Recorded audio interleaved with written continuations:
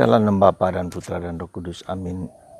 Bapa di surga, kami ucap syukur dan terima kasih ya Bapa, bahwa kami kau ingatkan sekali lagi, cinta kepada Allah adalah cinta kepada sesama manusia. Dan manusia yang kami cinta adalah manusia yang konkret di sekitar kami, entah itu suami, entah itu istri, entah itu anak-anak, entah itu orang tua, pembantu rumah tangga, atau siapapun juga di sekitar kita.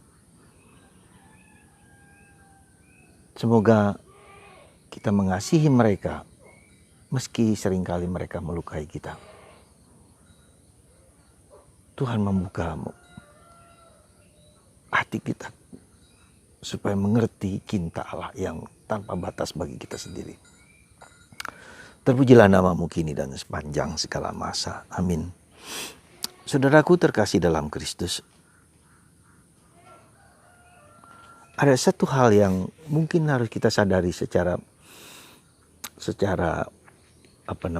baik dan secara benar dan secara holistik. Penderitaan itu tidak hanya soal biologis, soal fisik, tidak hanya soal psikis, tapi bisa jadi karena ada kekuatan roh lain, roh jahat, roh kegelapan. Jadi tentu saja kita tidak cepat-cepat dan tidak boleh cepat-cepat menganggap itu berasal dari iblis atau disantet atau dikerjain orang lain. Tidak boleh. Kita lihat secara fisik dulu. Tapi lama-lama kalau itu memang merasa bahwa orang itu sendiri merasa demikian. Saya katakan gitu demikian karena Yesus pun ya dicobai iblis dengan roh yang membawa dia ke sana. Roh yang mencobai Yesus. Tapi Yesus menang atas kuasa kegelapan itu dan sudah menang, sudah dikalahkan kuasa kegelapan itu. Maka saya hanya mengingatkan, menyadari ya bahwa penyakit, masalah dan seterusnya tidak cukup hanya dengan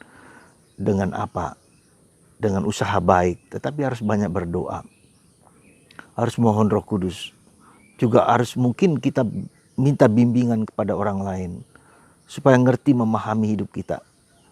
Supaya kita hidup dalam Roh Kudus, supaya kuasa-kuasa kegelapan yang mungkin ada dalam diri kita atau dikasih orang lain atau apapun lah namanya, ya, kita dijaga dan dipelihara, dilindungi.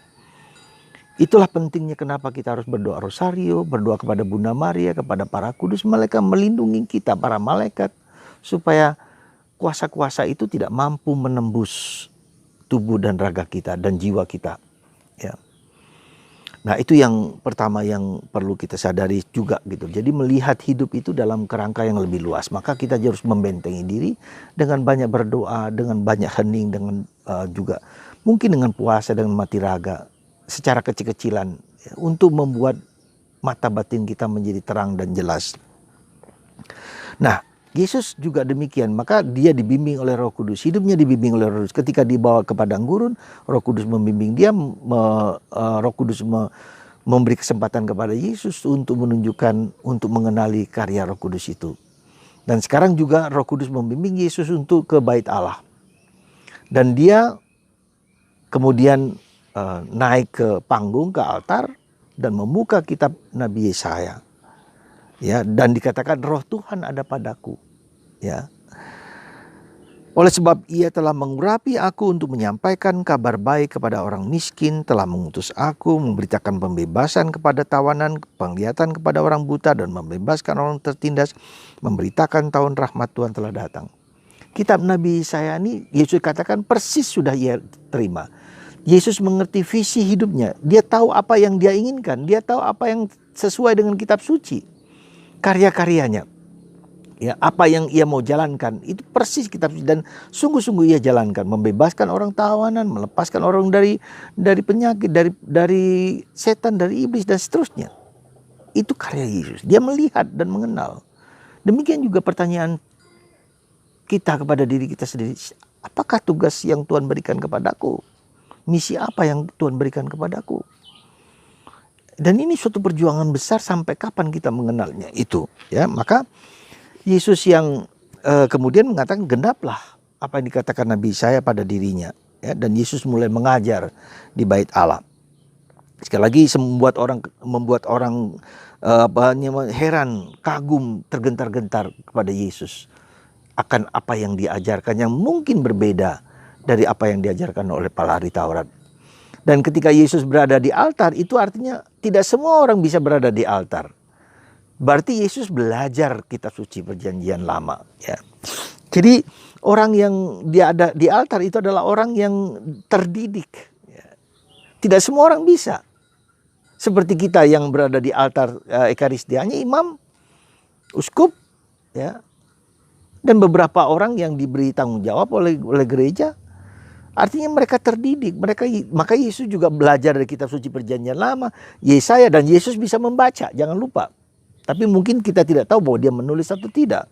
Tapi mungkin juga pasti dia bisa membaca, ada kemungkinan dia juga bisa menulis karena dia belajar dari para rabi juga. Ya, jadi Yesus belajar dari para rabi. Maka dia diperbolehkan untuk tampil di altar. Nah, ini juga kita juga harus belajar, saudaraku terkasih. Kita harus belajar banyak di zaman ini, di mana di dunia medsos ada banyak hal yang informasi tentang gereja, tentang Yesus, tentang Tritunggal Maha Kudus. Ya, begitu banyak kita belajar. Seperti Bunda Maria menyimpan dan merenungkan dalam hati. Ketika Yesus umur 12 tahun berdebat, berdiskusi dengan para ahli Taurat. Dari mana dia belajar? Dia pasti ada sekolah yang dia ikuti mungkin, ya. Tapi dia juga membaca buku naskah-naskah lama yang dia bisa membaca dan dibagikan kepada orang lain. Dan dia melihat siapa dirinya dalam konteks kitab suci itu. Demikian juga saudara. Kalau kita membaca kitab suci, kita akan melihat diri kita siapa kita itu. Dalam konteks rencana dan kebaikan kemurahan hati Allah. Mari saudara. Di awal tahun ini kita belajar dan belajar terus. Ada kerinduan untuk mengenal Yesus. Ada kerinduan untuk mengenal Allah. Ada kerinduan untuk mengasihi Allah dan mengasihi sesama. Dan di mana kita dalam kitab suci, dalam pergaulan kita dengan Tuhan itu. Kita dipanggil semua. Untuk mewartakan kabar gembira, kabar cinta kasih kepada siapapun juga. Dan itu berarti kita mengasihi sesama kita yang konkret, yang nyata.